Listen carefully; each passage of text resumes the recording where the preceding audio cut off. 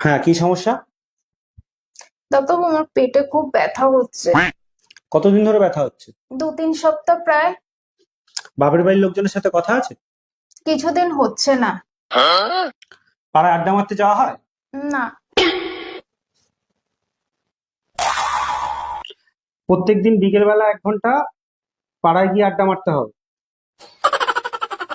আর রোজ সকাল বেলায় 30 মিনিট আর বিকেল বেলায় 30 মিনিট করে মা, দিদি, বোন এদের সাথে ফোন করে কথা বলতে হবে। আর শ্বশুর বাড়ির লোকের সম্বন্ধে নিন্দা করতে হবে।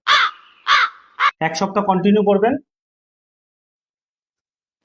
তারপর রিপোর্ট দেখাবেন।